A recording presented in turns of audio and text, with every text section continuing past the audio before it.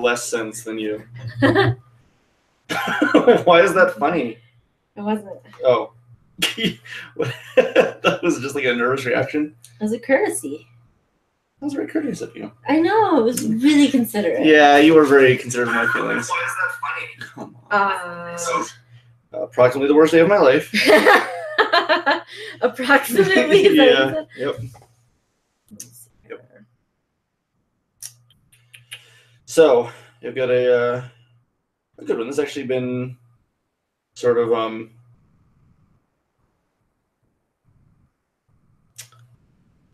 I don't even know. We have a good one tonight. There's actually a lot to talk about.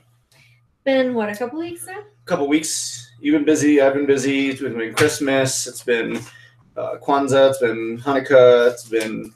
It's still Kwanzaa, actually. Oh, is it still Kwanzaa? Yeah, till the first of the year. Well, we still got a couple days left of Kwanzaa. Cool. Yeah, it's pretty cool. Yeah. Yeah. So, yeah, no, tonight's going to be a good one. In all honesty, so like we had like this thing that came up about a week ago, a week and a half ago. We didn't get a chance to do it because schedule is busy. River of Lights, I think, thing came up. Your family was in town. Like they're just, holiday stuff. But a friend of mine wrote in, and I actually had a really bad day today. But I didn't have a bad day, but I had a bad day. It was interesting. I was just very somber mood. I don't know. Like just, I don't know. I get you. Kind of both of us, actually. I've had a bad 2 weeks. So that's fair. Since you woke up, or? Well, waking up, I didn't get very good sleep. We went to bed kind of late. The cats woke us up at 10 in the middle of the night. I woke up and it was like, well, I'm just gonna stay up and take a shower, go to the store, do my thing, worked on some stuff there. But I was feeling actually very overwhelmed, emotionally overwhelmed. Kind of spread thin. There's a lot of stuff to do, a lot of people needing attention. And a lot of it comes down to, people are in town, people are in the area, people, and I don't want to fault any of that. I don't want to push it away because I very much love and respect all my friends and, customers who wish to stop by and hang out and, have discussions. But there are just times where the spoon thing, I just woke up with less spoons. Yeah. And it was just like, I cannot concentrate. I cannot feel, I didn't feel like I was able to do what I needed to do, even for myself. And on top of that, we had a handful of some games and stuff that were stolen out of some of the cases that we had on a display, and that's just a bummer as well too. Just one of those things that sort of it just pushes the mood a little bit deeper down. Yeah. So there's just a lot of little things going on, nothing explicitly bad, but I just felt really crummy, just a crummy kind of day, and And so Errol and I were out eating, and both of us just looked. People probably thought we were having a fight, and there was zero animosity or bad blood or anything, not even a modicum of sorrow between us as a couple. But we were both just feeling so downtrodden that we were sitting there eating our food in silence. Yeah, it felt really. And at one point, I took off my glasses and I put my face in my hands and I just breathed in and out a couple times, and probably looked like she was breaking up with me or something. Yeah. So people probably thought that I put my hand over her and he was about to cry. People probably thought that some horrible thing to him. I think it looked a lot more tragic than it was, but it was we were both just feeling really a rough day. Beaten. Yeah. Yeah. It was just not that great. But I mean, I got a lot of stuff done. I also didn't get a lot of stuff done. And it felt. How do you feel right now? Much better. We came home. We hung out. We had our dinner. We started cleaning the house. We just spent some time laying on the bed next to each other, we just laid there for a bit and just sort of let it kind of happen. Dark Dawn, hello. What's the topic for today? So we have a couple things. Right now we're sort of discussing that today was not really a great day, but there's a way to sort of roll with it and allow it to not be great and still realize that it's simply just, it is a moment, it is fleeting, it is passing. It's not permanent, but how we kind of handled it. And to handle it, you kind of just let it be crappy. You're allowed to just let it be terrible for a moment, Yeah, I mean, there are certain things that you can't necessarily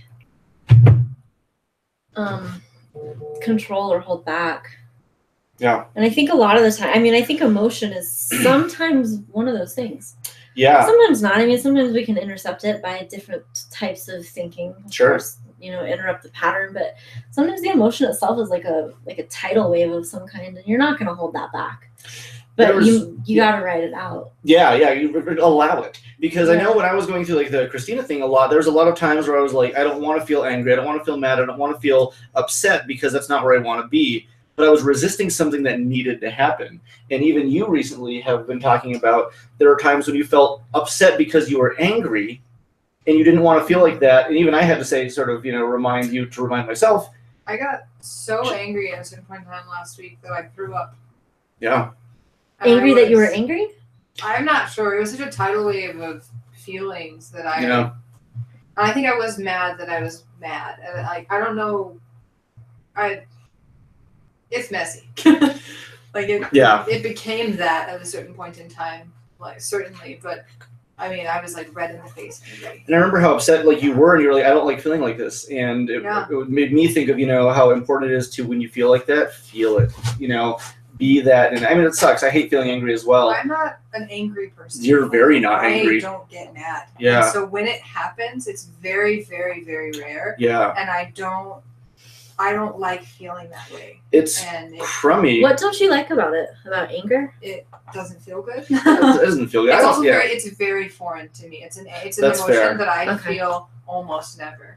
Okay. And so when I do feel angry, it's not an emotion that I know. It's not an emotion I'm familiar with. Yeah. And it feels awful. In my opinion. Mm-hmm. Some people even don't feel. I don't like being mad.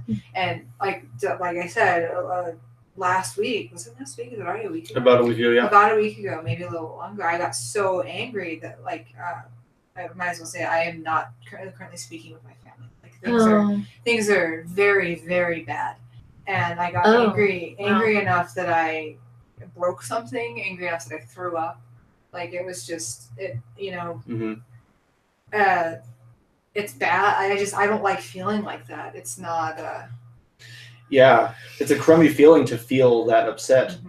Like I almost because what happened to me with the Christina thing is I almost felt like I was guilty, like I wasn't supposed to. Like I don't view myself as an angry person. So if I feel that, it's like bad. It's not characteristic. But instead, I was resisting what I needed to feel to actually allow myself to heal. And remember the moment that I finally got angry. Yeah, I was listening to podcasts when I was uploading them, and one of them popped on, and I was just like, "Oh yeah, that." It felt kind of nice to watch myself be mad. It was really pivotal.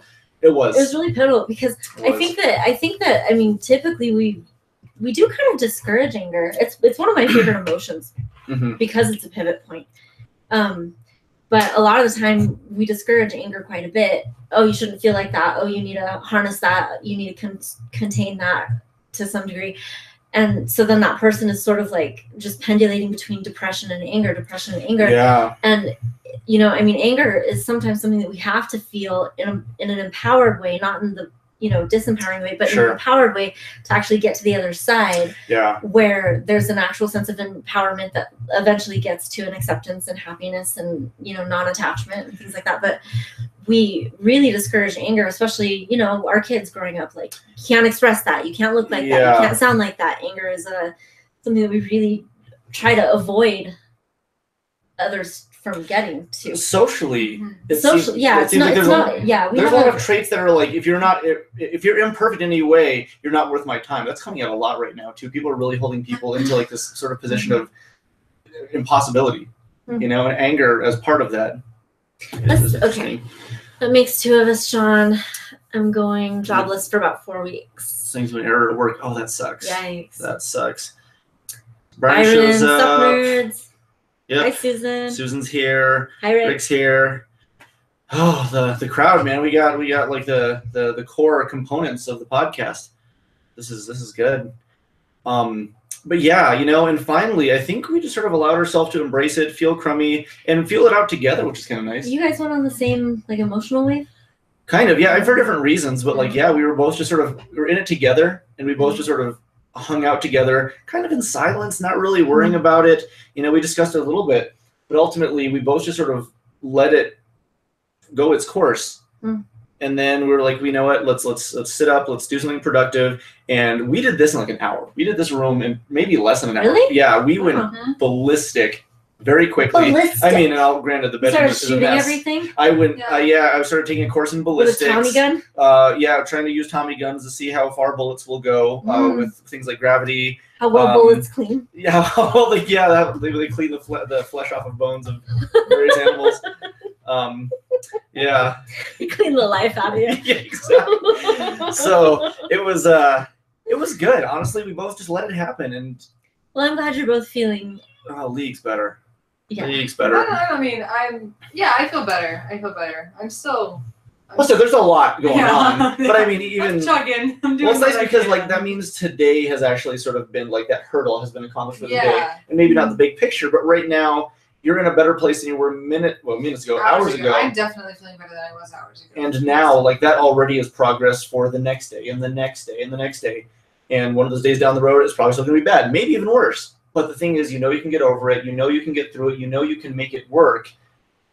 But like, you did it once. You did it today, I'm and currently experiencing this thing where like I'm trying not to think about it. it's fair. That's rough, and that makes you And think then- about it more. Yeah. Yeah. Oh And yeah. then anytime anything happens that causes me to think about it, then like my stomach will knot up a little bit, Mhm. and then I feel really rough. Yeah. Revolver's in this room today. Revolver is here. The big beast herself. Did you see that? Let's see. Connor just lost his first tooth. I'm so excited I can't even keep it in. He Aww. couldn't keep it in either. That's why it fell out. He couldn't keep it in. That's right. That's awesome. How fun. That's cool. Yeah. Congratulations. Congratulations. That's very exciting. That's gotta feel awesome. Yeah. I remember when I was little and I used to be so scared of getting like a tooth pulled, and it never ended up being bad. I'd always end up like losing my teeth through really stupid means. Like my front two teeth Like are your actually stupid face. very crooked, kind of.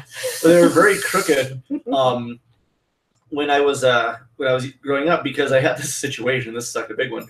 Is I was hanging out with my neighbors. And they had a basketball court, and I was riding a skateboard across it was basically like a tennis basketball court that they had, just like this huge, like super big house. And I was riding across the clay on a skateboard on my stomach, and one of the brothers, there was three brothers, shot a basketball hoop. It missed, and while I was going down the court, the basketball hit me in the back of the head, knocked my face straight to the ground, and knocked my front tooth out. And so when it like came in, like it grew in like sort of sideways over the other one. And by the time you met me, I think I had braces. Yeah. Okay, good, because was And a lot of food in them. yeah, all my favorites. Let's save it for later. That's true. Yeah, now that I don't have braces, I don't have any more food. Can you guys believe that Kevin is pregnant? I don't believe that Kevin is pregnant. Oh, he is. yeah. And also, Kevin dropped off his present for you. So we'll stream you opening it. It might be Where is Kevin? his baby. I don't know. Oh, it's his baby. Yeah, exactly. Ah, the fetus. This is it. Yeah, They didn't want you it. get to be the first one. Yeah, you can fertilize it. Where is Kevin? I don't know. With baby. He's hanging out with the baby. What the fuck? It's a box, Michelle. It is. You're right. I am. Yeah, you a box. That's very nice of him. Thanks, Kevin. We're gonna check it out real quick and see what this is. This is Michelle's Christmas present. Oh! It's me too. It's the Blue Lady. I actually forgot. He told me what it was. I forgot. Where is he? I don't know. He'll probably join us a little bit I later. don't know if I have his number. I need to bother him. Yeah, that's pretty great. So Oh my god, it's Mewtwo. it's the Blue Lady. The That is Blue Lady. literally what the podcast was named Oh after. my is god, Mewtwo. this is fantastic. It's pretty great. This is so awesome. Yeah. Okay, and we've told this story a million times, but just really quick, I'll do it again. Okay, Okay, so I've never been into video games. Don't know shit about them. Don't give a fuck about them. fair. I happen to love this man, this friend of mine, Yeah. who loves video games. So I've had to listen to a bunch of bullshit Yep. for a long time. Yep. Long time. And this one day we were in line at Walmart. We were in line Yep. at Walmart. Yep. And at the display there were those cards. What are they, like playing cards or collector's There's cards? I or can collect like something? a playing card game. trading card game. Pokemon collector thing package of them. And I saw it and I said, "Oh, John, look, it's that Blue Lady that you like." That's right. And he was looking at the display like, "Blue Lady, What are you looking for a talking Blue about?" Lady." And I picked Yes. it up and it was Mewtwo on the front of it. And I said, that blue lady, the blue lady that you like. Completely inaccurate description. I think of Mewtwo as a female that is blue. Both wrong. And they are both pretty accurate. This is a blue chick, like, right? Someday, archaeologists are gonna find these digital archives, and they're gonna look at you and go, "Women were so dumb." Is that what they're gonna say? They're gonna watch this exact segment and say that. That I don't think sucks. so. They're gonna watch the rest of the podcast and be like, "No, men are really dumb." I'll be like, "Yeah." Yeah. Based on you. Based on me, yeah, exactly. Pretty much. Yeah. What is Toe Jam and Roll? Why would you wear a shirt that says that? Why wouldn't you wear a shirt that says that? I don't know. If you didn't have any self-respect. Okay. I'm just saying. Okay. So, I would actually like to get to this. Okay. See, oh, I want to say. Okay. Tommy Wiseau's baby. There's Tommy Wiseau's baby. Dark Dawn, LOL. I want to say thank you to Michelle. I've been having a rough go, but I appreciate all the help you've given. Anytime. Absolutely. This woman right here. I'm here. She was literally the person who changed my life when I needed it the most. That actually is sort of like a segue into this when we get to it. And a friend actually wrote in because when I sort of went through my life revelation, you were the one who prompted that for me. You were the one who did that. And I probably ruined his life. And then you ruined my life in a variety of other ways. But yeah, your importance in people's lives is something that I appreciate more than I will ever be able to express, and I've seen it touch countless people in ways that I will never be able to quantify. I hate Byron. Michelle is dumb. Well, John and Michelle will be the only remaining bastions of human knowledge. That sucks. Yeah. Michelle is dumb. Yep. Michelle. Michelle is dumb. Michelle. So, Byron. but yeah. Yo, hi Kevin. Yo, yeah, Kevin, you missed it. You just missed it. I love it. Yeah. So much. Just opened it I like love 2 minutes her. ago. She's so blue and she's so sweet. She is blue and sweet. I love her. Yeah. Thank you. She is blue and sweet. Thank you very much. Yes. That was Tommy taking the news. Tommy's probably been pushing for an abortion. Probably, yeah. Well, yeah. Just opened it. Poor Revolver. She's been in the mood recently too. In fact, Ariel caught her pooping in the bedroom 3 times. Your There's a house video. There's a video of it. Yeah. Really? Yeah. I Like have moments that video. before I walked in the house. That's nice. Yeah. This is pretty nice. I think she might be sick. Yeah, we're gonna Aw. potentially take her to the vet if we need to. Aw. Because it was Keep like examining it was her. one right after the other. She just How- like 3 in a walked row. over and pooped, walked over and pooped, walked over and pooped. How old is she now? She's 12, Wow. almost 13. She'll be 13 in 2018. she's a grown up. She is. She's growing bigger and bigger every day. She is. Yep. That's true. That is very true. She's a huge cat.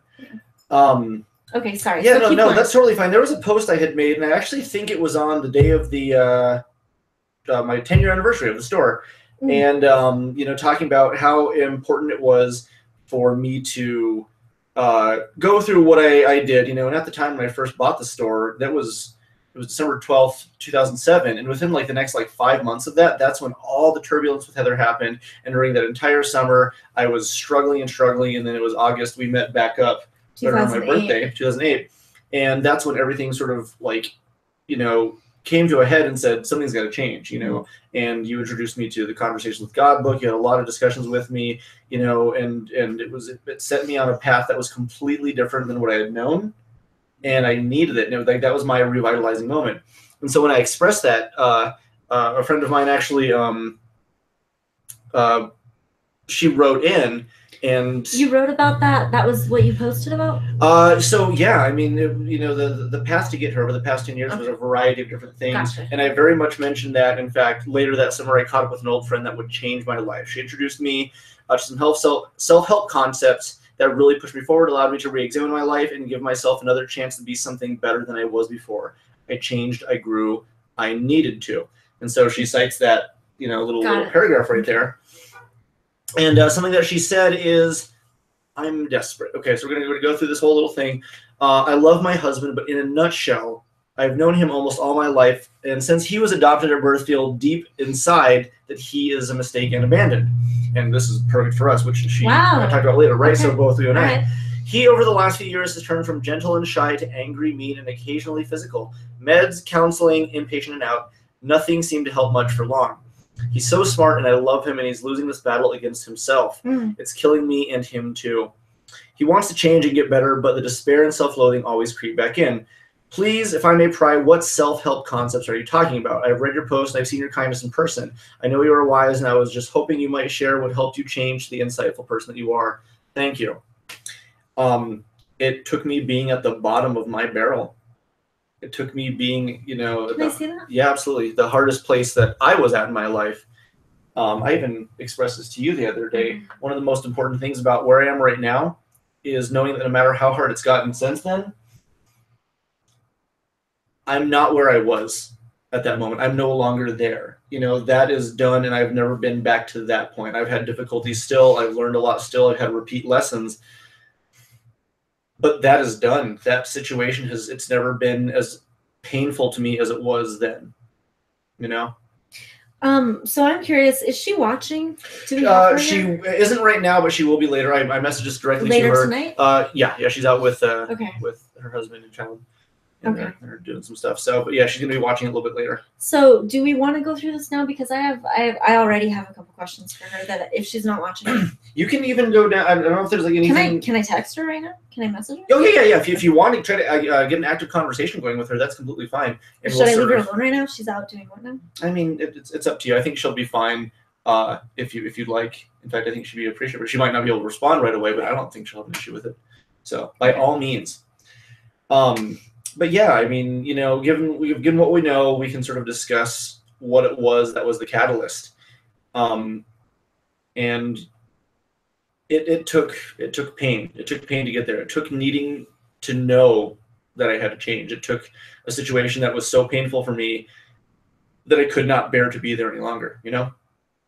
That's what it was. That was where I was. You saw how much pain I was in. You saw the hold that I had on me. And what's super important, too, is I have a tattoo that is this Wario one right here.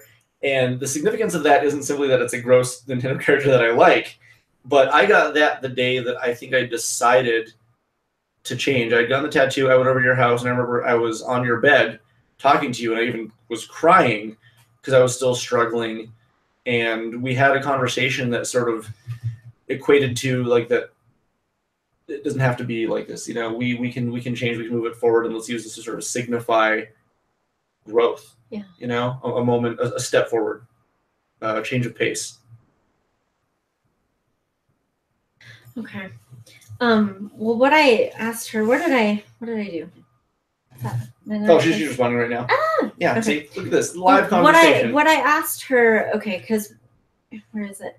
So she said that he used to be gentle, shy, and that shifted and became angry. Sure. Angry, mean, occasionally physically aggressive. Sure. So what I asked her just now was, is there anything specific that you can tell that precipitated that shift? Because that's a really stark, that's one side of that spectrum to the other, which just makes me wonder what caused a reminder. Yeah, what was going on, or what shifted that? Bad, or that I'm worthless. Right. Where did anything actually precipitate that? So right. That's what I asked her, and she's responding now. Okay. So. Cool. So yeah, we'll get a little bit more insight on that. Well, and to give a little bit of background on me and John, we were both adopted when we were little, and different situations. You didn't know much. I was adopted at 5 days old. Right. I know virtually nothing. I have like one sheet of paper, actually in the other room we found, that has my birth parents' ethnicities and ages, essentially. And like that's literally it. They're from Hispaniola. Mom was like 14. Dad was like 17 or something like that. And she was Germanic. He was Hispanic. And I think that's literally all we knew. So it was really, I know nothing. And my whole life, ever since I can remember, my parents told me. They told me when I was extremely young, and so there's never been a question in my mind about it. And I feel very fortunate that maybe it's the way they explained it to me. I don't know what it was, but it's never been anything weird. It's never been anything devaluing. Well, you also weren't the only adopted. That's actually true too. So I think that's kind of significant to note that your siblings Yeah, both my siblings are adopted. So literally nobody in my family is blood relatives, and we are explicitly family. We are explicitly, as family unit as it gets. But maybe that was it. Maybe they told me, and through happenstance, I also happen to look like my brother and sister enough, which is very strange. Which is interesting. Yeah. Your family all looks related. Yeah, it's really weird. I agree with that. You look statistics. like a mix between your parents somehow. It's weird. I don't know. It doesn't make any sense, but it's. Kevin had to take off. Okay. Tell Cassidy I said poop. Yeah. That's fair. Tell Cassidy we all said poop. Your advice has made me a quantifiably better person. I can't properly express my gratitude. We love you. We love you, Kevin. Absolutely. One of my favorite Love people. you. And yeah, let's see. Okay, so this is still response coming. So that's some of your adoption backstory. My adoption backstory. Fair. Yeah, I was surrounded by it. Yeah. Yeah. Yeah, that's true. My adoption backstory. I have quite a bit less question mark around it because I did know both my parents and extended families, and I know the stories and why, and I know how it happened, and I got separated from my biological siblings, and I understand why. So I had a lot of awareness of what all that meant and how that happened in my life when I was little, and so I haven't had like the same sort of vagueness. Yeah, for myself. I've had pointed information. So and some of I don't know if it ever manifested for you in any like worth problems at all, the being, set up for adoption. And for me, it did in some ways. So I can identify with that. And I can certainly say, this was actually before you and I met up. We met up in 2008. Yeah. A year before that or so, a few years before that, I was still in a place where I was extremely physically aggressive, extremely angry, extremely violent, extremely non-sober, extremely fucked up. So what you're talking about with your husband, I can definitely, say thoughts with him. I've been there and it feels like total hell. And on your end as well, that you're, experiencing being with him. I want to go through some of this with you tonight.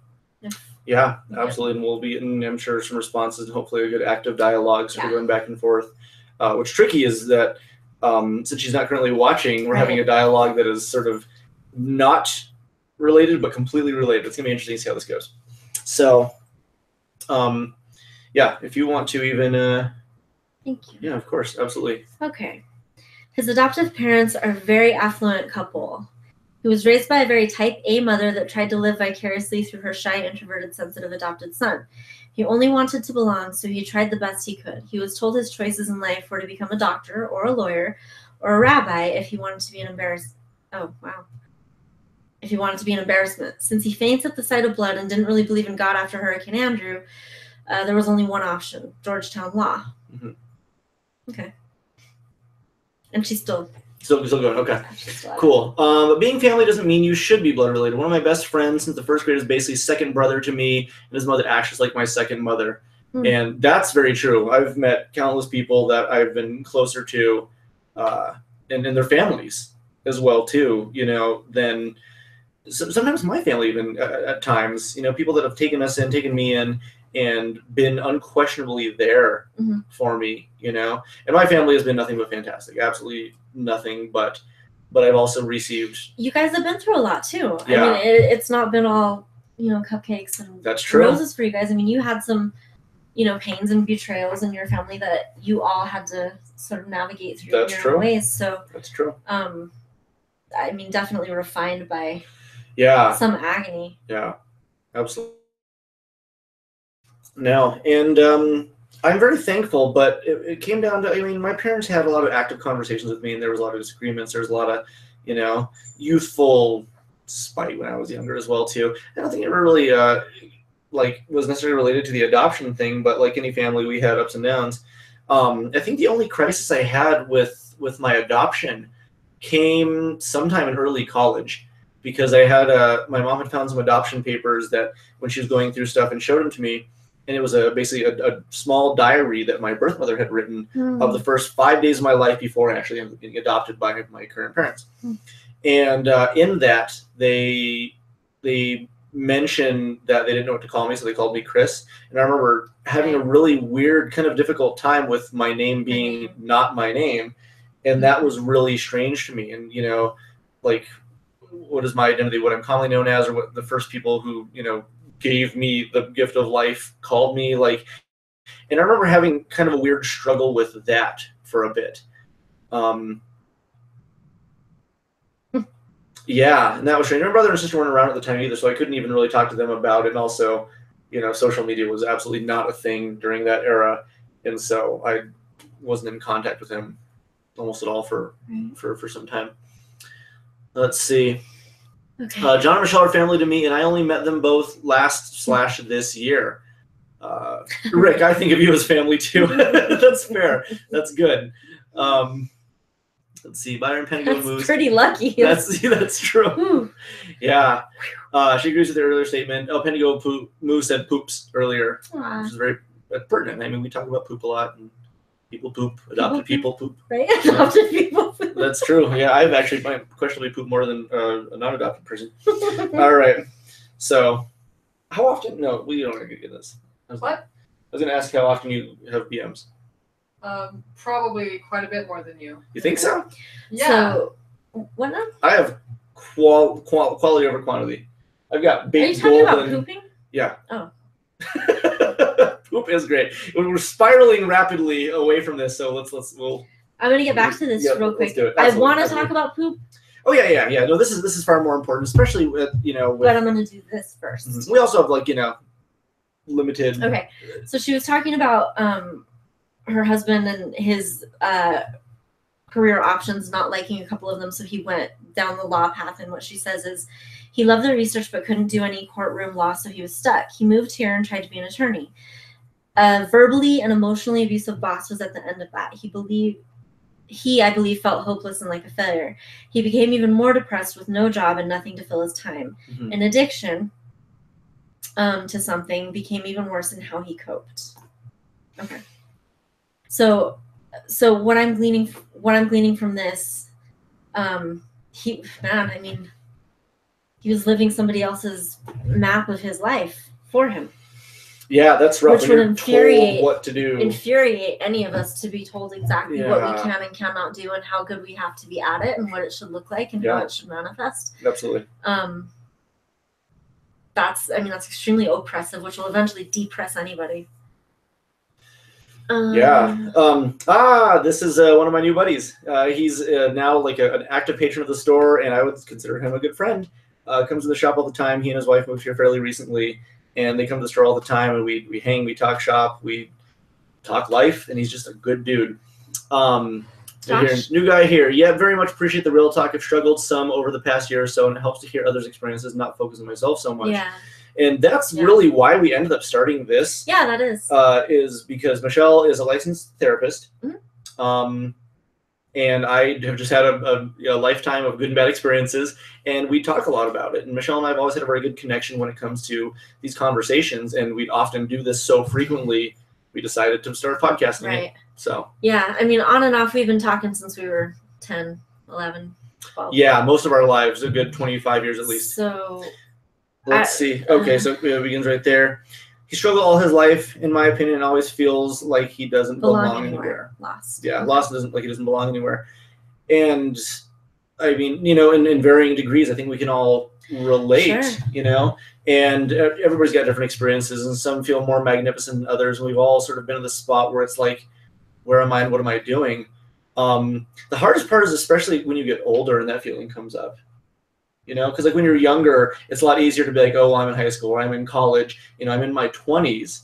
But like as you get older and older and things are still not panning out and situations are still getting progressively more difficult, like it can be a lot harder to feel because, it sort of feels like we have like a shelf life of usefulness by, if we haven't figured something out by this age, what do we do? Right. My mom was actually struggling with this because she just quit her job today.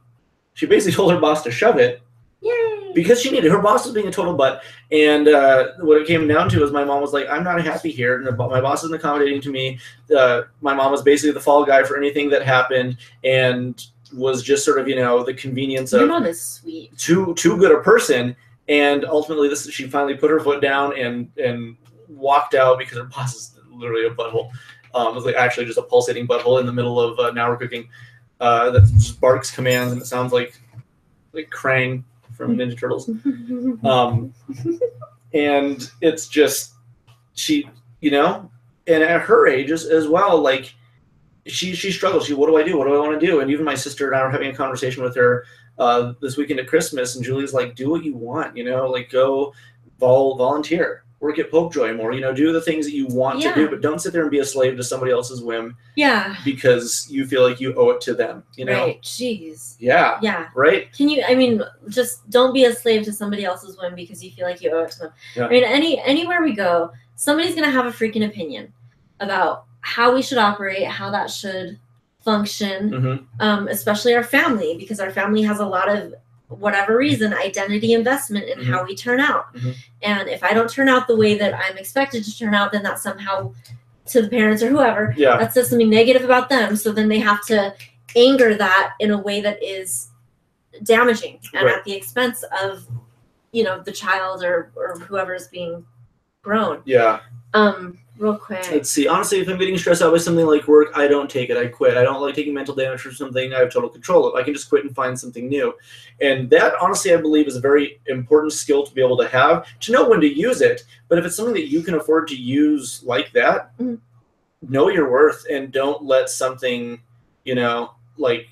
stop you from being happy. Yeah. There are certain times in life you got to roll with certain punches. But if you're in a position where you can make it better of your own accord and quickly. I don't remember the quote, and I don't remember who said it either. Oh, but, well, that could be literally anything. Right, then. yeah. So, just make something up. So just that for y'all. That's pretty good. There you go. Yeah, it's very, very poignant. No, something to the effect of we essentially have two choices when something is painful.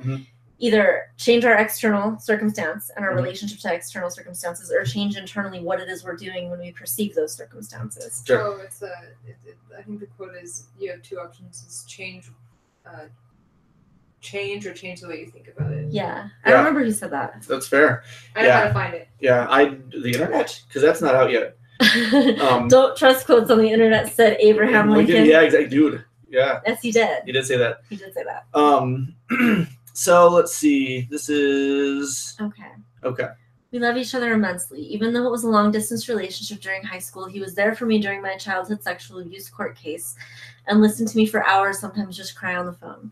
Back then, he always listened and didn't judge or demand anything of me. I was there for him after Hurricane Andrew. It's a connection that won't ever be erased. The trauma seemed to bring us together. Yeah, that's very true. Things that we that are associated with strong emotion or strong trauma, we usually have a really poignant memory of, and we attach a lot of significance, so the people around are real significant during those times too. Yeah. Okay. She's still at it, so we're gonna keep going. And Josh says, I thought that was a Bob Marley quote. Actually, it's Abraham Lincoln quoting Bob Marley. Well, he's paraphrasing Bob Marley. Abe Lincoln was paraphrasing Bob Marley. Yeah, because he liked the quote too much. He didn't want to directly out and out steal it.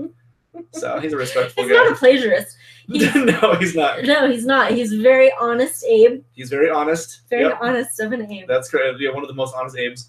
Bob Ross is my hero. He is. He's great, man. That guy is also. There are certain things, certain people that you look at, and I remember after I had met you, and after I had started figuring things out for myself, for what I needed. Not to say about that. 08? Yeah. Okay. And and as I started to come into the ownness that I needed to be, I remember sort of feeling like there was a sort of a universal message out there that simply I had not tapped into. Maybe I had seen it, maybe I had identified it, but the radio waves just weren't picking up that wavelength. Right. And one day when I learned to identify, I was like, oh my God, that's it. It's been there. I never knew to look for it. I never knew how to, and it resonated. And then from that point on, when I would play certain video games or watch certain movies or listen to certain songs or read certain books, there was a poignancy that I had not picked up on before. And I go, holy crap, they got it too. Now I'm recognizing it in a way that I didn't see before. It was miraculous to look at something and go, that is a message that I simply overlooked because I didn't know to look for it.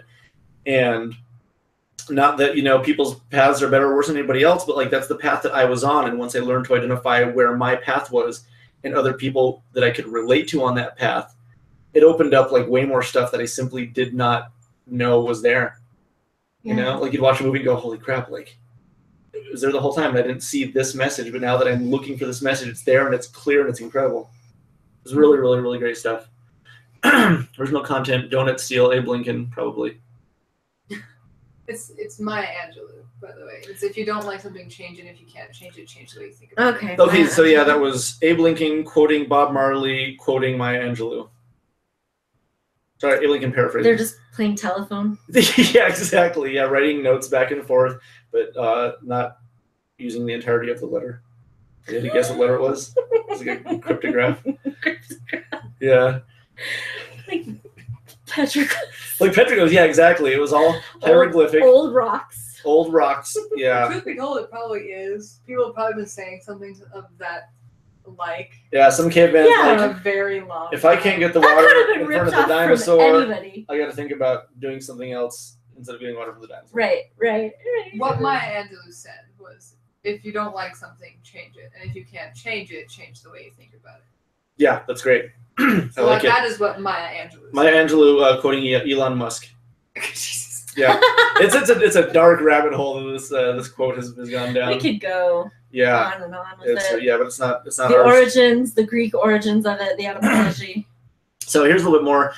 He just doesn't know how to fill that place inside him that feels unwanted by his biological parents and misunderstood by his adoptive parents. Yeah. So one thing that was actually really huge with this is after, God, this is actually maybe after I dated Lex, I was going through some difficulty and I went to see a therapist. Mm-hmm. And she sat me down and we talked about, do you resent your parents? And I was like, well, no, I don't think so. Why would I? And she's like, I mean, sit down and think. And so like we went through like a really whole long like discussion and thought process and like laying down and really like digging deep inside. And she's like, who are you angriest at? And I was like, well, none of them. She goes, but what about your parents for getting divorced? And I was like, well, yeah, and well, what about your godmother for dying when you were 5 years old? Well, sure. What about your brother and your sister leaving for college when you were younger? Yeah. What about your mom and your dad? And then when it kept going down and down and down, and finally at 5 days old, is there resentment for these people leaving you? And sure enough, it was there. I had an abandonment complex, for 25 years, maybe longer, that I simply didn't recognize that started from almost the beginning of my life because I was given away or someone left or my dad left or my godmother left or a girlfriend inevitably was going to leave me or a friend was inevitably going to betray me or whatever it was. And sure, that's the cycle. And I kept putting that out there and sort of like allowing it to happen and going, oh, see, I was right. Look what happened. Mm-hmm. Of course they left me. Of course I was, expendable. And it was a very, very difficult feeling. And that actually, I discussed that with her probably 2009, 2010, maybe 2010, I think is when I went and met up with her. And that was actually very revolutionary for me too, because it got me to really thinking about, so this is weird. I think we've talked about this before. I may have talked about it with you as well. A large part of my atmosphere is there's Gremlins, there's Alf, there's video games, especially old Nintendo, Super Nintendo, like all of these things. And I don't think I realized that a lot of them were pre-divorce elements. Yeah, you have to. And so a lot of what I hold on to is a place in a time in my life when I was safer and things were better. And and so subconsciously, like when my parents got a divorce, I don't remember feeling that it was like a turbulent time for me. Mm-hmm. Holy crap, I was wrong. Because I didn't realize how much damage it really actually did and how much stuff went on that genuinely affected me. But maybe I thought I was too cool, or maybe I wasn't in a mind space to think about it. I don't know what it was, but I wasn't aware of it until way later. And I went, holy crap, that hurt a lot. Mm-hmm. Like it really did a lot of damage. So not only was the adoption thing something that started it, but there was like, you can quantify, the time in which I was safe, even to a degree. Very interesting, like the wholeness of what I do in my life was pre-divorce era, and I've built my life based off of that safe zone. Yeah. Very weird. Yeah. Okay. You're the best, but my husband and I are going to go play some PlayerUnknown's Battlegrounds, so I got to go. Have a good night. See you guys later. Thanks, Susan. Excellent. That game's really fun, by the way. Yeah. Yeah. I'll explain it later. You'll love it. And you won't even care. But yeah. Okay, well, where are we? Sure, yeah. No, let's keep going. And I'll answer any more questions if you have any. Okay. But I mean, it still gives us a lot to work with. But I think, I mean, feeling unwanted by our biological parents, I had to sit down and think about that. Yeah. Did they not want me? Yeah. And ultimately, that I have come to a place where I don't feel that was the case at all. It's simply they were not in a position to be able to take care of me the way they might have wanted to, and they gave me the opportunity to be with. And what an opportunity it was, because I feel more fortunate than anybody to be. I'm exactly where I am right now because of what happened at 5 days old of my life. Literally everything in my world changed. Literally every last thing. It's crazy. I've met you, and I've got a house with numerous cats and purple walls and a gremlin statue, and I have a video game store, based on my childhood. Like, I'm very fortunate. Each and every connecting of the dots. What did happen to me sent me on a path that I could not have acquired had I not been adopted. Yeah. And that is what I'm thankful for. And it was getting to that point, that really made me feel okay with it.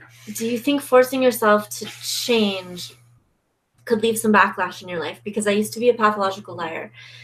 Now when I try to lie, I can't anymore. I feel distraught if I do. Oh, yeah. I mean, the coping skills that we develop, whether they are positive, negative, or some combination of both, I mean, I think anything that we utilize that soothes or, helps transcend, or funhouse mirror or something, it's going to hurt to alter it, to unuse it, to undo you, to get rid of it, to anything. I mean, it's going to feel like something when it's such a part of us. So I think there's definitely backlash. I mean, I used to be a total nightmare, and I mean, honestly, there are some ways in which I miss it. Totally. It's interesting to think about, like, the things that we now, I look back at myself 15, 20 years ago, and I'm like, what was that person doing? Yeah. But it's exactly where I needed to be. Yeah, I think there is some backlash because, this period of time, and like she's talking about her husband having this sort of, he didn't use this term or she didn't use this term, but this inner self-hate thing going, which I remember really well. And when you and I met back up in 2008, you were at this vulnerable place, which I could handle. But when you started to come forward to, like, befriend me on this, like, powerful level, this open-hearted level, I couldn't tolerate it. That's true. I mean, because I wasn't, I mean, I was still within a couple of years of having realized that I hated myself. I was still within a couple of years of that. So, I mean, I was in the change mode. I wasn't like some light years ahead of you or something. I was with you in that same boat. Yeah. And you're such an open-hearted, warm, loving person, whether you're growing or breaking or whatever it is you're doing, and I'm not. So when as that started to emerge more and more from you, I couldn't tolerate it. And I mean, ultimately, like, I abandoned you at that time. That happened. Yeah. Because I was not at a point where I could, the backlash for me was there was no way in hell at that time that I could experience, like, any real friendship, any real love. There was no way I could do that at the time. I wasn't anywhere near ready for it. And you know what? Like, I didn't feel I deserved it still. So, I mean, I was there for you because you were in pain, and that felt really safe to me to deal with. Yeah. But the moment that channel was like, a give and take, I was like, oh, fuck, no. No. Yeah. I don't do that. Yeah. I wasn't there yet.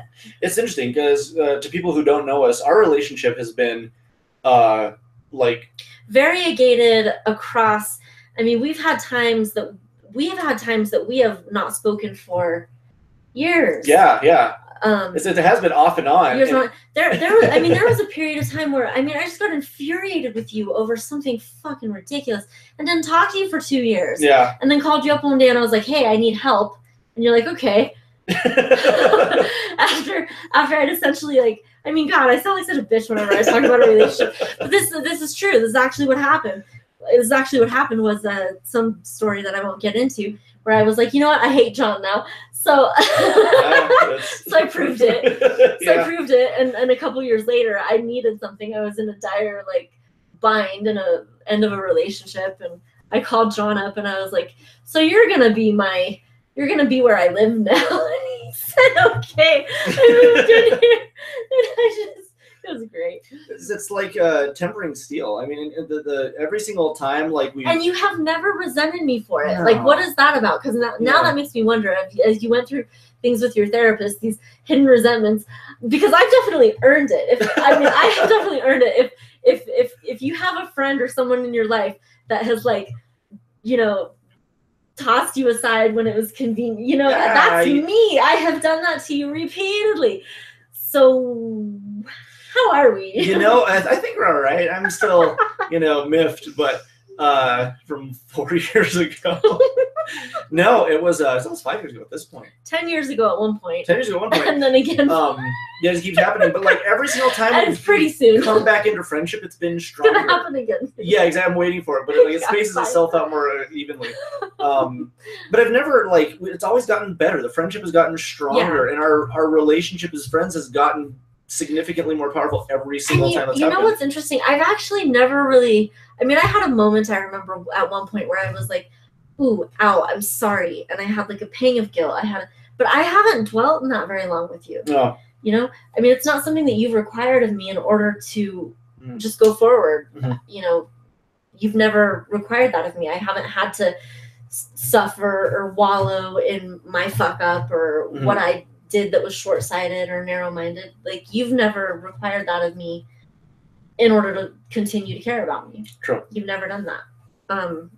Which has been, and we've talked about it on here, and a lot of these people that are here right now have discussed this, that John is one of the most, open-hearted, loving, warm, almost to a superhuman degree. No. It is. No. Yeah. A lot of it, what it came down to was I realized. You guys back me up because he's not willing to hear this. How harmful I've been. I've been the bad guy in people's story. I've been harmful to people. I've hurt people, even in recent years.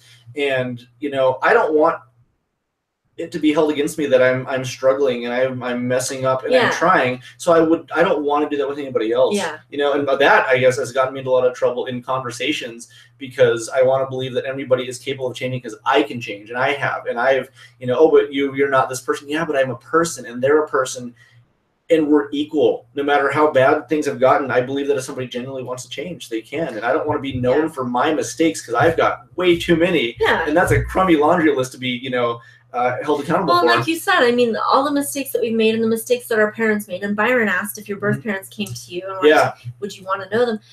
All the mistakes or missteps or whatever it is that we've done, they have led us to right here. They've led us to where we are. You and Ariel are a thing because of the shit that you both have been through. Yeah. A lifetime of mess ups has actually brought us both together. Right. That's what yielded you even crossing paths in any way, shape, or form, let alone being compatible on any sort of emotional, spiritual, physical, any kind of a level. If your birth parents came to you and wanted to know you, would you? Yeah.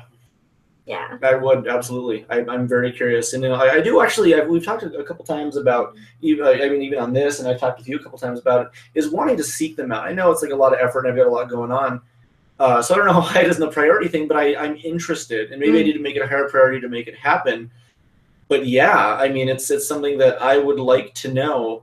And I don't feel as if it would change things for the worse if I ultimately ended up knowing. I think it would be really interesting. You think you're at a place of appreciation? Yeah. And honestly, even if it ended up being like a bad situation, I think it'd be okay for me to step away from it and say, I'm very thankful for what I was given and where I am and what I got from it. And even if this is not like someplace that I needed to know about, I'm fine knowing what I know and going back to how things are.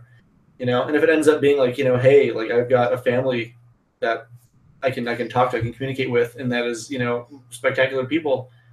I've got even more people to talk to, and maybe they won't be as close. Maybe they'll be closer than I ever expected. I don't know. But I am at a point where whatever the outcome, I'm okay with it. Yeah. I think I'd be all right with it. Okay. Where are we? Oh, okay. Yeah. This question. That's why I can't keep secrets. I feel like I'm lying. Sure. Yeah, the backlash. If you're a pathological liar, then every little tiny withholding feels horrible. Right. Yeah, it's understandable. That's what happened with me and my friend Connor. We had a huge angry falling out. A year later, I needed help, and he was the first person I called, and he was there in 15 minutes. Yeah. 2 months ago, I was a groomsman at his wedding. Yeah, see, look at that. You guys are friends? Yeah. We are. I mean, not on paper, yes. Yeah, but we signed a paper. Yeah, exactly. Let's saying be that we're nice to friends. each other on camera.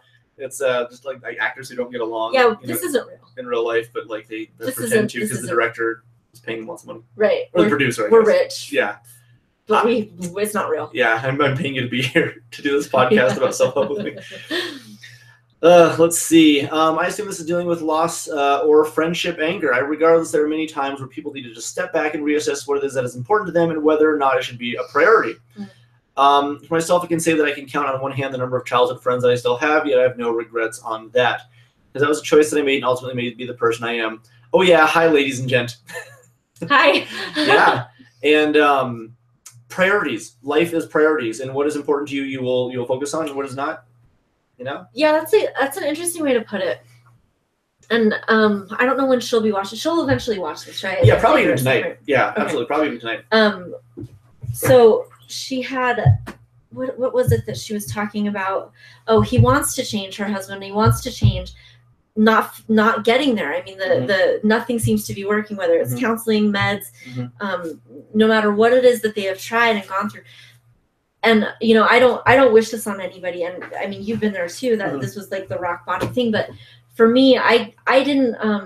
I had to screw up royally and like help somebody that I love very, very much die of a drug overdose and like get all fucked up myself and like have a lot of issues with my biological parents. And I went through a suicidal period of time. I went through this was 2007. This was actually before you and I met again. And I mean, I was every man's nightmare. It was horrible.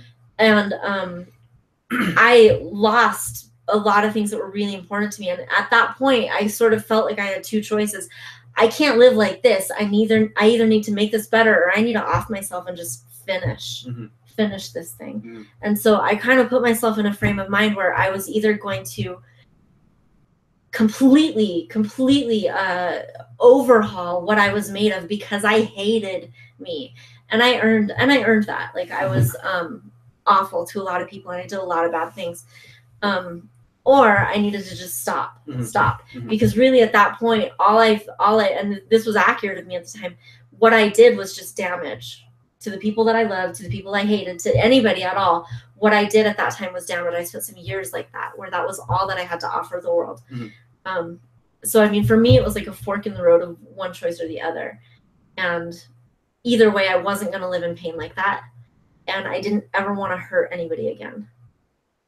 I didn't ever want to feel that again.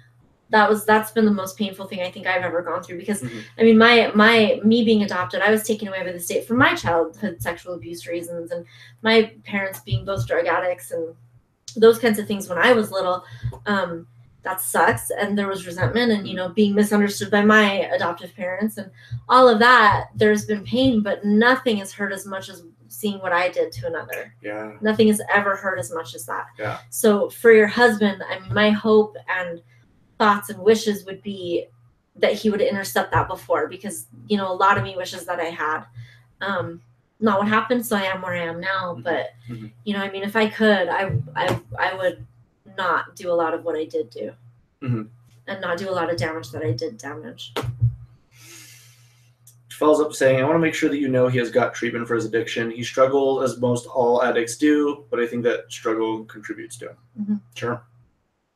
Yeah, I mean, we don't necessarily love ourselves a whole lot when we're watching ourselves continue to do something we don't even respect. Yeah. That's a hard thing to continue to look at yourself in the mirror or stomach or deal with. And, we've talked about this before too. We're our hardest critics. We're our meanest critics. And, there are things that I say to myself in my own head that if anybody else said it to me, I would never be friends with that person again. And chances are, this man, like any of us, has that going on, where a lot of the self-talk has got to be painful, because we don't act out from nowhere. We act out from a place of pain and from a place of agony. And we don't run around hurting each other because we're fine. We run around hurting each other because we're completely infected with something. Yeah. When you are hurt, you will hurt people. Yeah. Let's see, where am I? Let's see. Basic synopsis of all is all that's needed. Yeah, there's Jonathan's input, and he's a great man. I met him. I think of all the people that I've met, like the spiral of where my life began is, 5 days old, get adopted, and to lead me to a point in my life where all these wonderful people that I know started because someone chose to give me up for adoption. Mm-hmm. That's really incredible to me. I've met countless great people through the store, had incredible opportunities. It's just I've been very, very fortunate. Well, and that's right here. I mean, we're talking about her situation with her husband that you can identify with because of what happened to you. Sure. That I can identify with because of what happened to me. Mm-hmm. So, I mean, all of it does eventually converge mm-hmm. Mm-hmm. To some sort of, something that can be created, all of us together. So, I mean, regardless of what pain, is inflicted by ourselves on ourselves or by others on us or us on others, it all does converge if we allow it to be something that is propelling forward. Mm-hmm. And I'm glad that she wrote in. And I am too. I would like to. I don't have any idea who she or he is, but you're not alone. I mean, what it is that you're going through or have gone through. Yeah, you're not the only one, and there is hope for that. And it's not necessarily going to be the same avenue of healing that for anybody else, but there is an avenue of healing that I believe that's real for anyone, any of us, and we have access to it. But I do think that we have to get over the hurdle of telling ourselves in our head, you don't deserve to feel better than this. Because that's a lot of what we do to ourselves that keeps us in that oppression, in that depression, is we start to identify with punishment that we deserve on some level. We deserve the badness. Right. Yeah. Even if I mean, I didn't do anything to get hurt when I was a kid. You didn't do anything to get hurt when you were a kid. But that doesn't mean that we don't internalize it like, I didn't create this life well. It doesn't mean we don't internalize it as though it was our doing. And Jonathan also follows up saying, we all hurt someone at one time or another, sometimes intentional, others by accident, and no one is exempt from that. No. Every one of us has been somebody's bad guy. We've all been the villain in somebody else's story. That's the phrase you've used. I love that. I think it's a remarkable way to put it. Being the villain in someone else's story. Yeah, that has stuck with me. Yeah, absolutely. And not great, John, try to better myself and help when and where I can. And that to me is great. I think, honestly, that it's a boat we're all in, If you can seek it out and try to be the best you can, identify your missteps, because we all have them constantly. I had missteps today. I had plenty of stuff that went on today. Absolutely, we hurt others when we are hurt. That's so true for me. I've had some chronic pain starting a year ago or so, and I've had this realization when I said that and did hurtful things to others. I've been trying to see those things from above and catch them before I act on them, separating myself from them. That has really helped. Jonathan says, I wasn't adopted myself per se, but raised by my grandparents in a traditional Navajo setting. So I have my own hang-ups with certain things in my life. This is it. We've all got... What's incredible to me is everybody's got a background that we simply will never have ourselves. Right. We don't all have the same story, but we can relate to each other on a lot of different joys and pains and different types of just the internal human experience, regardless of whether the external matches anybody else's story or not. Right. We all know each other pretty well if you get right down to it. Yeah. We all have a very relatable element, which is we're human, we hurt. And we can get past that with each other.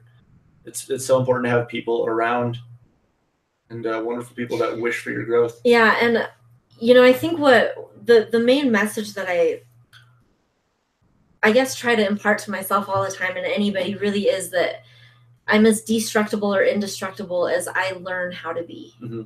Yeah. I can sit here and say right now as I choose how to be, which is true, but that's a little more simplistic than I would like to, talk about here. We have to learn to be destructible. We have to learn to be indestructible. Right.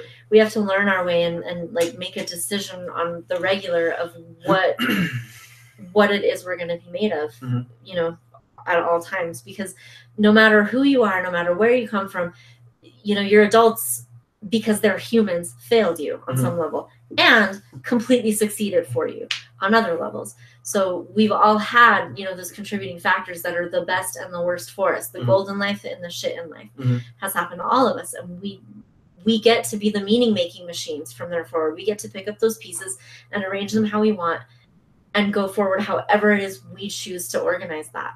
Those experiences and those things that we have been through. Absolutely.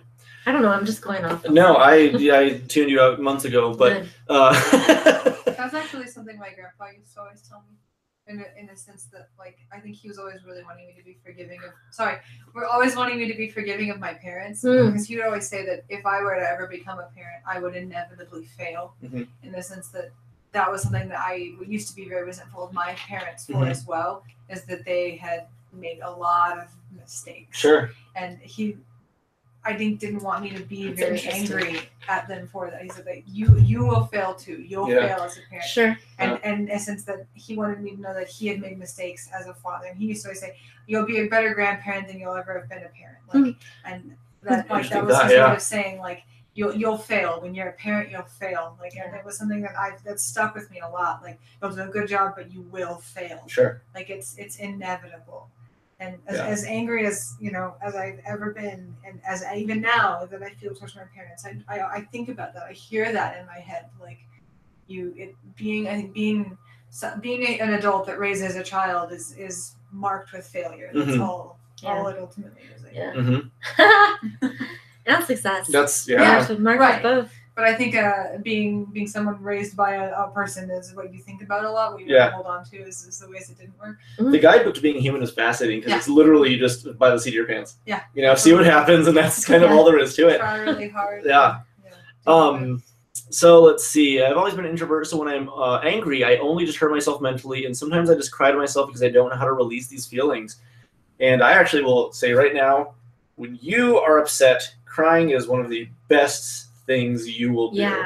Man, it is a good release. Don't view it as being a shameful thing. Don't view it as being like a last resort. Like, use it, because I love when I am in a situation. It opens up your serotonin. It really does channel to happiness if you don't kick yourself for it. Yeah, it's a very powerful and very good tool to use. John, you are probably the least biased and prejudiced person I've ever met. Yeah, I agree with that. Being said, I was telling Colby that last night. I don't think I've ever heard you say anything that was judgmental, or I don't know if you think shit. Non-stop, I hate me. Literally, I hate. If they're a woman named Michelle that's sitting next to me, I'm not into it. Everybody else is cool, but Anyway, what I was saying about you behind your back was really sweet. Oh, thank you. Yeah, that's nice. I agree with that. That very unbiased and very unprejudiced and all accepting and all loving. And that's one of the reasons why I've always known, regardless of what jacked up situation I was in my own mind and behavior, you would always be there and always will. I know that. Always. I know that. Always got you. I know that. That being said, I'm very curious to know what you consider your biggest bias and prejudice. And so I will definitely right now make the distinction in the bias and prejudice, whereas with prejudice, I have a hard time thinking of right now, and in terms of people, we'll say, if there's anybody that I view as better or worse than anybody, and I don't think I do, but like... Read the next comment. Well, I already know what they're going to say. I mean, besides overwhelming disdain for all things pineapple. That is actually exactly what I was going to say, is... John hates a lot of food. So there's a lot of food that I'm not really that into. So I have bias against lots of really inconsequential things. I have a bias against pineapple, absolutely. I don't have a bias against people who eat pineapple. That's fine. It's none of my business. That's a lie. But I love using love. I have a bias against Ariel. I know. Period. All right. Yeah. But I also have a bias for. All I do is eat food that you hate. That's true. I have a bias for Nintendo. I'm clearly like a Nintendo fanboy above anything else in my life. I'm a bigger fan of Ariel than I am of Nintendo. Oh. I'm also a bigger fan of video games than I am of Nintendo, just video games in general. So like I had to sort of weigh a lot of things out, and there's definitely a period in my life where I was a lot more aggressive about my tastes. And I would say this is probably mid-20s for sure, about 10, 12 years ago. I was a little bit more aggressive about my opinions and thoughts. Not really so much towards people, but like definitely in terms of just personal tastes, crap like that. In terms of people, I think when I was younger, it used to be a lot more against, probably like on a customer level when I was working at GameStop.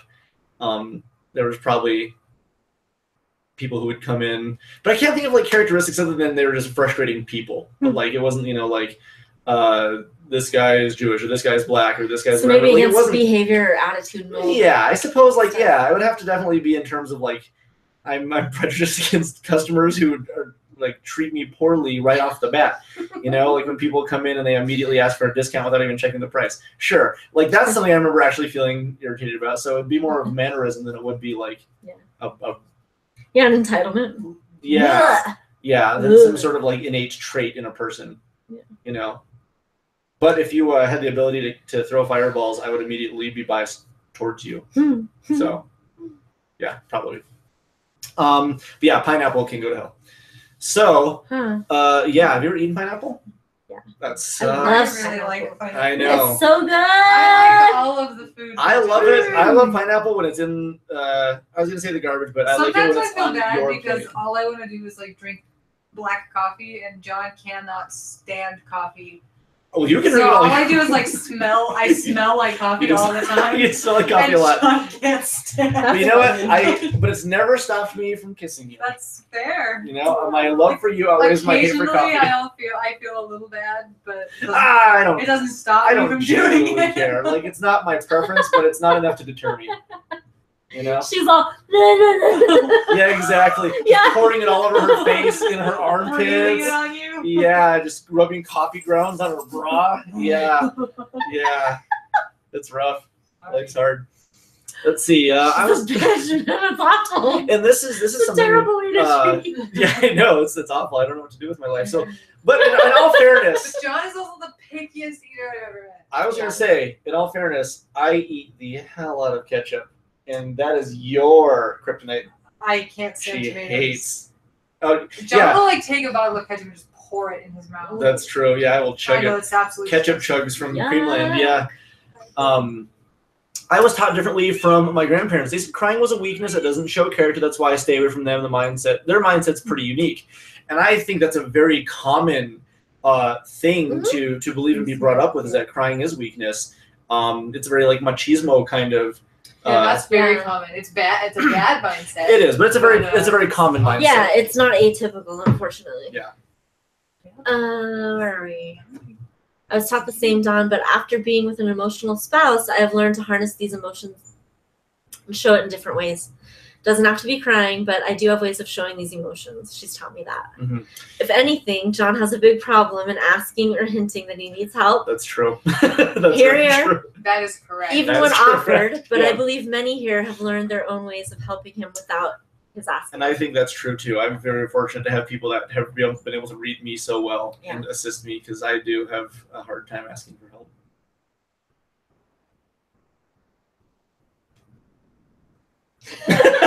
Weird. What is wrong with you?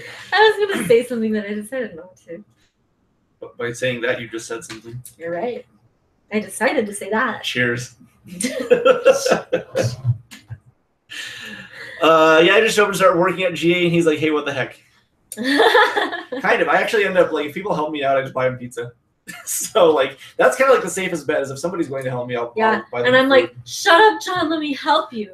Right, Byron. That's true. Right. Yeah, I do get a lot of really wonderful help from wonderful people, and I feel as if I don't deserve it.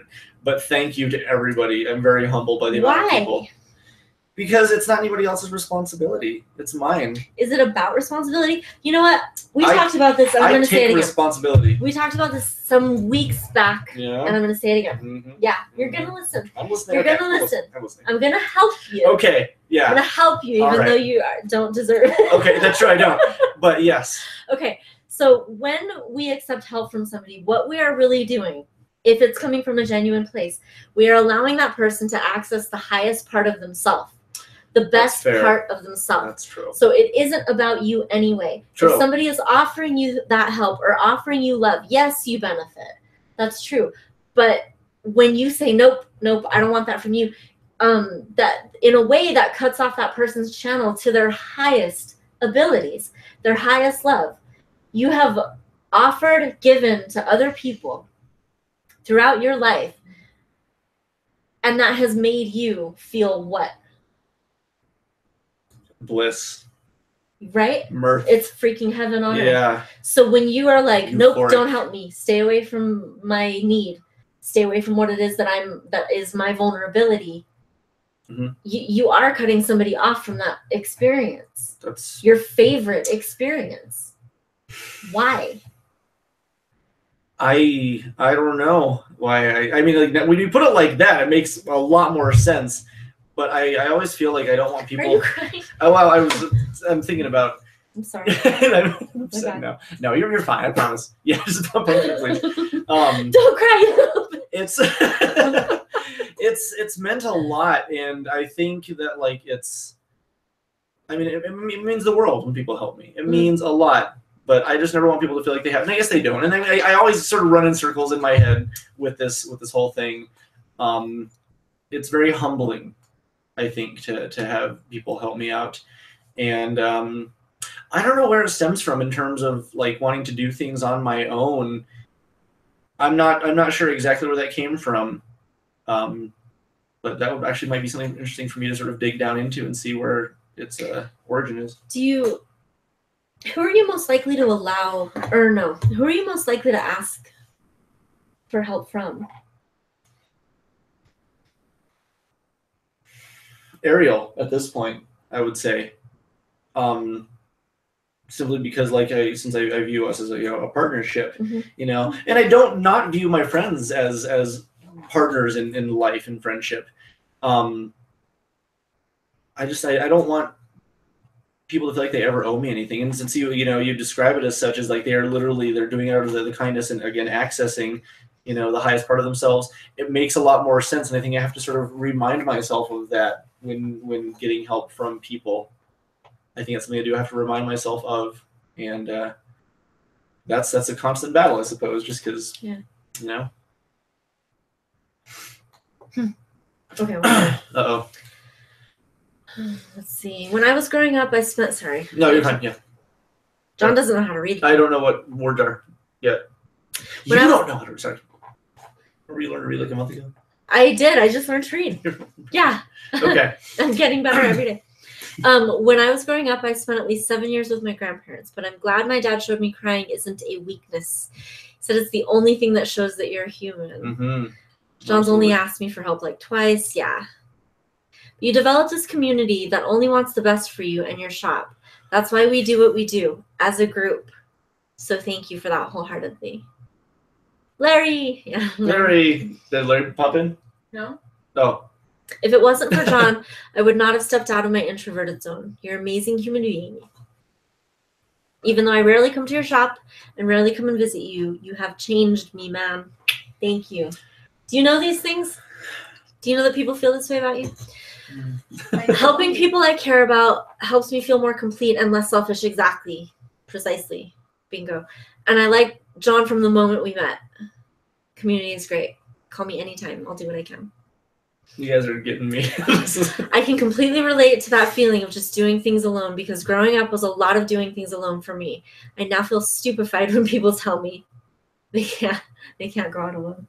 Yeah. What I mean is going to movies, concerts, dinners, etc. I would love company, but I would rather not get turned down and go alone and enjoy myself without the stress. Yeah, that's an interesting take on it as well too. Yeah. And I think a lot of it came down to, I like being held accountable. I like being held responsible. And I like that whatever I choose to surround myself with is of my own doing. And if something goes wrong, it's my responsibility. If something goes right, it's my responsibility. Yeah. And I like sort of being in control. Maybe, a lot it's of this, self-empowered and not victimizing. I think it is. And there's a lot of, I think, my life that, and maybe it came from the car crash that I was in with my mom and Darcy, my ex-girlfriend, back in 97. That was years ago. Yeah, it's really bizarre. Because what happened with that is, and this I think very much contributes to why I don't like drink or do any drugs of any sort, is because I remember the moment that I was out of control. I mean, I was already in a car with my mom driving. I was not in control, and the moment something hit us, and the moment we had to like respond and take care of the situation and assess it until help showed up. I wanted to be fully cognizant, because whatever control I had relinquished, any control that I even had a handle of being responsible for, I wanted to have complete responsibility to do the best that I could. And I think maybe it comes down to something from that is feeling as though I wanted to make sure that I was in control of something so I could take the responsibility for every part of it that I'm able to. Yeah. But I think it means more to me to know that people want to give of themselves and, provide that service for me. And oftentimes unprompted, because many people will just come in and start like processing games with us. And that means the world to me. It absolutely does. You sound like a Leo, John. I said Larry was who John would turn to ask for help. A bad joke, but a joke. That's true. I would ask Larry, if anybody. Let's see. It takes consistent self-reminder of putting myself out there to the people I know that care and make it a point to be in my life. It's just never one-sided. Let's see. He offered me to go get curry with him, but I couldn't make it. Rest in peace, curry. That's fair. That's true. It's now long gone. But the first time I ever officially met John was movie night in January. Yeah. We watched Rocky. Immediately after that podcast where we talked about my boxing. Oh, cool. Yeah, that's right. I remember that. Yep, and that's when Byron came on and talked a solid 20 minutes about the Rocky movies, Immediate Friendship. Yeah, it was great conversation.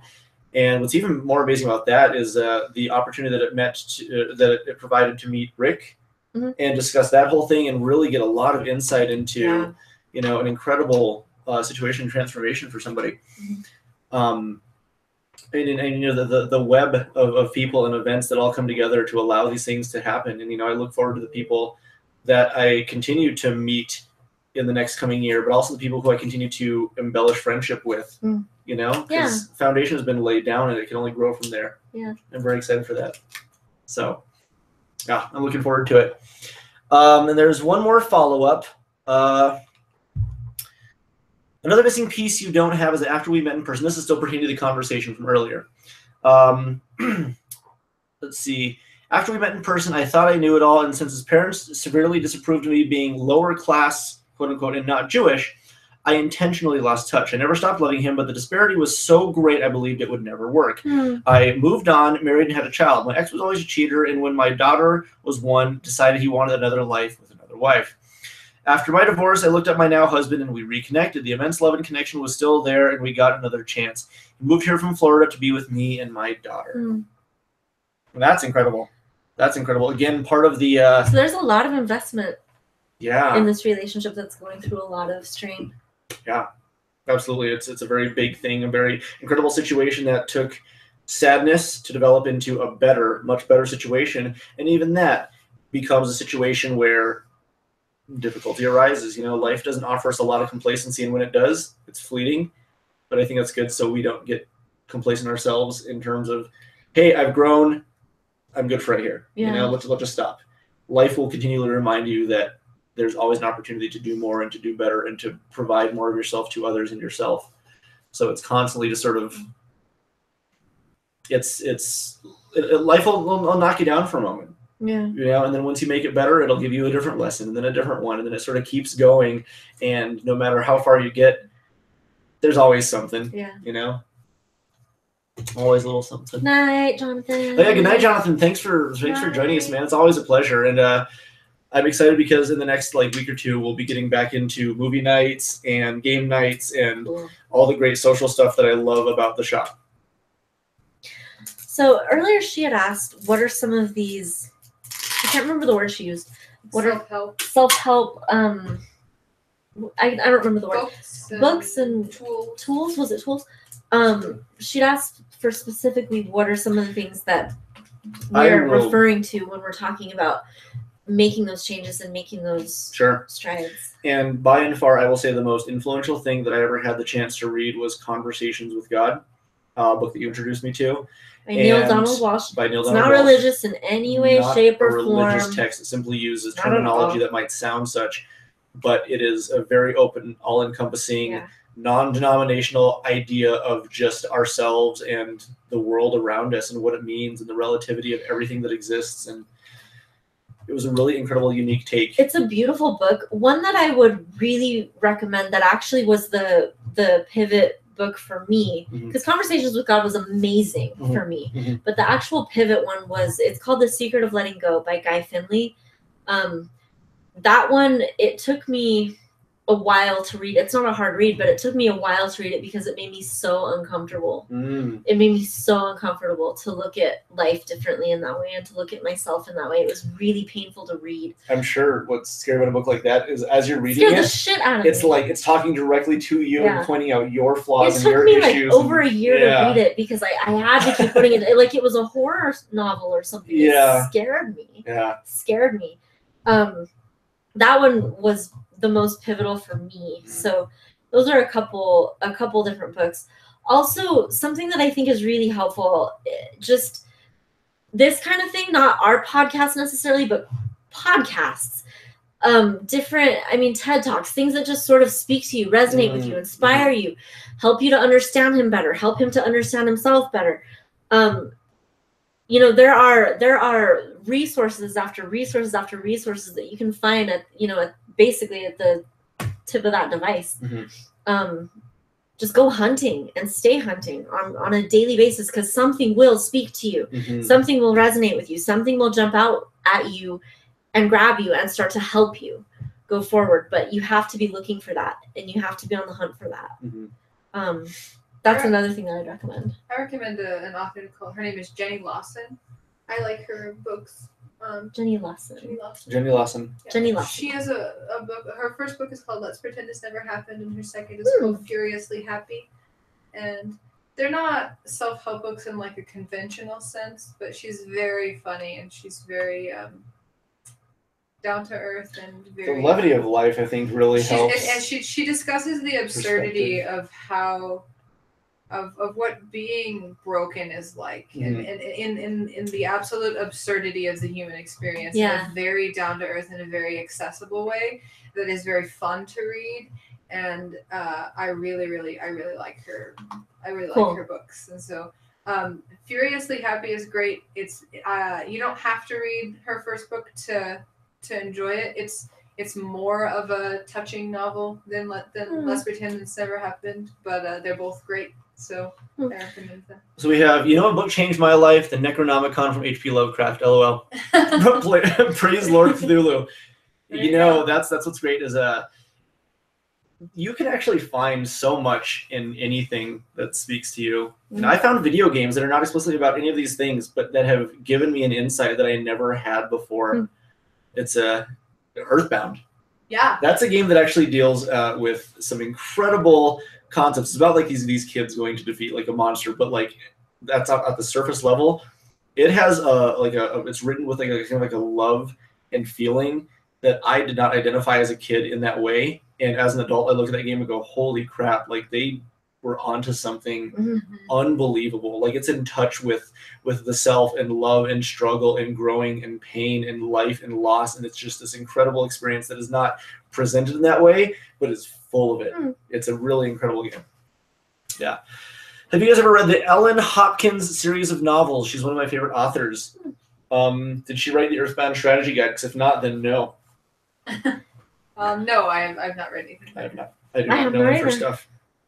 Also, I'd want to say to her and her husband, like, please don't hesitate to reach out on a more personal level too. Anytime, anytime. To me or Michelle. Yeah, anytime, please.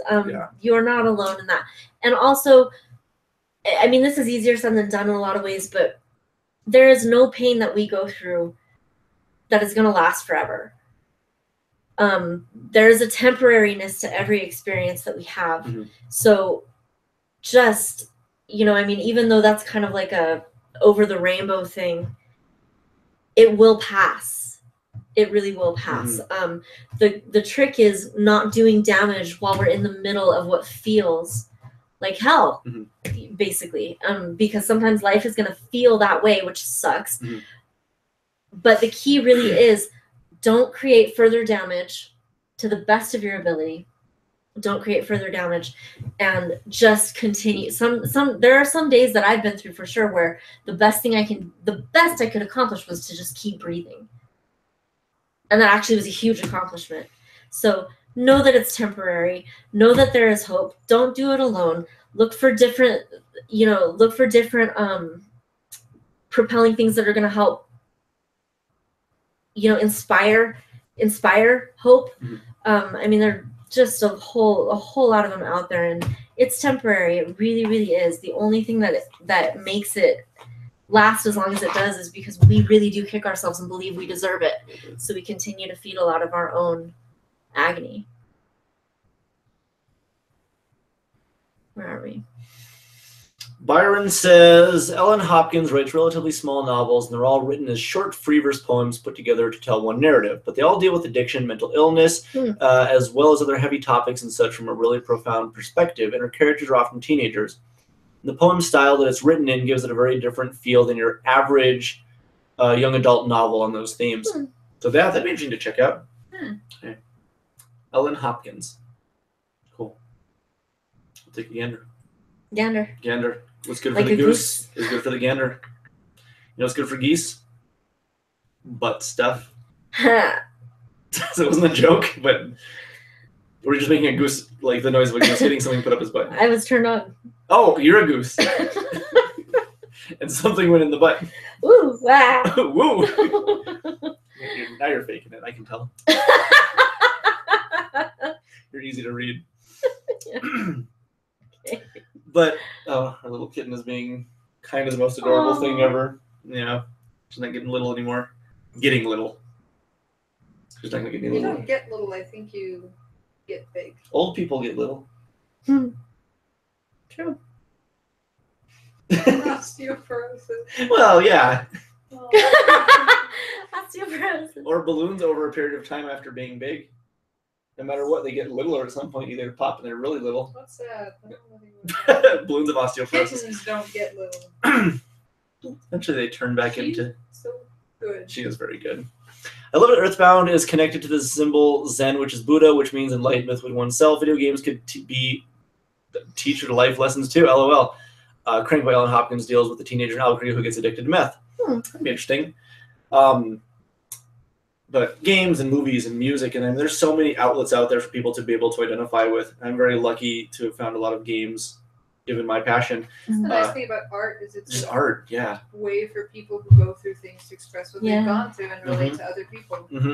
And yours might be in music or books, and yours might be in old Playboys and New Yorker magazines. So like everybody's got an experience. Yeah, And, that's where I've found life. Usually from the Wall Street Journal. That's where you oftentimes turn to in times of sorrow. Right. Just reading a stock report. Because it helps me to remember the resiliency. Yeah, exactly. Like, of the human nature, of mankind. stocks. I loved reading Johnny Got His Gun by Dalton Trumbo. It inspired Metallica's One. The novel breaks down what it means to exist consciously in a stump of flesh with no arms, legs, or face. Interesting. That I've heard of that. I've heard of that. That's I would really love to check that out. I'd be very interested in checking that out. It explores what it truly means to not have the power to escape the physicality of existing and never existing as more than thoughts. It's where you literally cannot escape your body. Love it. I don't look into that. Yeah, that'd be interesting. Yeah. That'd be interesting. Well, there was that gentleman we saw. It was a video about a guy with no arms or legs, and it's an incredible short little video. I think he did talks at like schools and stuff, and he seemed like one of the nicest, genuine, most authentic people. And he literally had nothing, and he starts off with a joke, and he's sitting there just as a torso with a head under a soccer goal. And like a soccer ball just gets kicked right above his head. He goes, "That's no fair. I wasn't ready yet." It's just like, a grain of salt kind of thing. And Luke Philhawker says, the only book that ever made me literally cry. I'd be fascinated to check this out. Me too. I'd be absolutely enthralled. You know what I just noticed? I did not notice what you just noticed. The title, the Blue Lady Podcast 2017 final. That's right. This is our final season 2 episode. This is final 2017. The next time we see you guys, it'll be season 3. Yeah. Season Episode 3. 1. That's true. And just to note, if you are listening to this via regular audio podcast, I'm just numbering them sequentially. But if you're watching this via YouTube live or just on YouTube later, it will be noted as season 3. I did that to make it more confusing for everybody, including myself. Thank you. You're very welcome. What is 10:40? 10:40. So we're about ready to wrap up wrapping here. Heart of Darkness is a very, very good novel on somewhat similar dark themes. And Dark Dawn says, I try avoiding news now and then I try avoiding news now in today's LOL. Nowadays. Oh, kidding. All I see is North Korea testing nukes near Japan and Trump taunting them, and my anxiety can't take it all. Yeah. That's fair. The news is a mess, and it's stressful. Yeah, and just let's not take for granted that their goal is to create anxiety. Kind of, yeah. News is generally sort of That's what they're marketing after. to It's marketing, yeah. incite people's It's emotions. it's a commercial in a lot of ways. Yeah. That book inspired Spec Ops: The Line. Did you play Spec Ops: The Line? I did not. Which one? Heart of Darkness? That's what Byron just said. Yeah. That's also Apocalypse Now. Yeah, Apocalypse Now. Mm. I watched the trailer to that the other day. I've never seen it. Well, the trailer is just as good, so you've basically seen the whole movie. Yep. That's I know a the whole good story. book. I have not read it or seen it. It's pretty good. Let's call it a night. Okay, it's a night. It's a night. Sweet. Very good. Yeah, so I want to thank all of you guys. We had a really good turnout tonight. We had a cute little kitten right This here. is Freya. This is Freya. She's getting bigger. She was here the whole time. Yeah, she's actually been very well behaved tonight. She's been screams. good. on the couch. Yeah, She's she been really normally good. screams. She and yelled makes a a bunch of lot. noise. Yeah. But you can find a full copy of the movie about the book by searching Johnny Got His Gun full movie on here. Cool. I would love to look into all of these things, all these recommendations. There's a lot of stuff to look into. And as we close out the year, I want to thank It is. all you guys over the course of the last 12 months for popping in here and offering advice and seeing, my growth and seeing Michelle's growth and, seeing your own growth and seeing the growth of other people that have contributed in conversation. We've just seen a lot of really great stuff happen consistently, not just in our lives, but like with people here, questions answered and difficulties resolved. It's been incredible. Yeah, and I just want to say before we close out, I got married last night. She did. She did. We were the witnesses. Yeah. And Sean and Ariel were there. She called me at like 4 PM. Was like, I'm getting married in a couple hours. Can you come be the witnesses? Like, oh, okay. I didn't. Yeah, That's basically what it was. we hadn't decided that it was happening until yesterday. So in the afternoon, we were like, okay, John, Ariel, we need help. Well, the way you proposed it too was, are you busy tonight? And I was like, I don't know. We're probably just going to hang out. No, what's going on? Yeah. And then you called me. And I'll tell y'all more about it later. But yes. What? Yeah, Byron's exploding. Yes, got married last night. Yeah, that's exactly what happened. That is what happened. Just like that. Thank you. There you have it. He's flipping fantastic. Yeah, he's pretty rad. We were eating burgers and talking about Western movies. It was great. He's a good dude. He's Yeah. a good dude. Yeah. It's great. He's He's funny. really sexy. really Yeah, sexy. he is. He's a good looking guy. John kept getting boners. Oh, yeah, there's up Yeah, we underneath were the table five-star burger and John just had a big old Yeah, boner. burgers are bumping around on the. Yeah. Burgers were bumping. That's what it was. It was Yeah, nuts. man. Freya has something He to is say. that sexy. Yeah, she's telling you. Tell the microphone. Or don't. She's so cute. It's cute. All right. There we go. Yeah. All right, but really, thank you guys, and we'll be doing this again next year. Let's do it. So just I'm getting a boner just hearing about it. I know it was good just hearing about me getting a boner over your sexy husband. You guys were married by that point too, so he was your We husband. were, yeah. he he was my your husband. husband. That's right. You're coveting my husband. Oh yeah. No, he's mine. So that's all there is to it. Yeah, you guys have joint custody. We Oh, that's do. right. You discussed that. Yeah. Sign the prenuptial. Wait, it wasn't joint husband custody. That's not what you discussed. Freya meowed and my dog shot up. That's That's what happened. Yeah, exactly. Blasted. Yeah, I'm Blasted gonna film. get that cat. Fucking Yeah. crystal meth. All right. So yeah, thank you guys so much. It's been a blast, and you'll absolutely see more of us. I'm going to be working diligently soon on getting the rest of these podcasts uploaded to iTunes and Podbean, so you can access them more easily through your phone. So thank you for your patience. I think it's only the first 8 episodes out of like 40, so we'll have more soon. But until then, Hey, Happy New Year. Happy New Year, everybody. New Year. Everybody, please be safe and surround yourself with wonderful people. And if there's ever anything you need, do not hesitate to contact Michelle or myself at any point. Please do. Or Ariel. Or Ariel. That's true. No, I'm I don't a want to person- volunteer you. I'm So a person but if who you're down. exists. We love you. good night, everybody. We love you guys. Thank and you for everything this we'll year. see you next time. See you next time. Wow.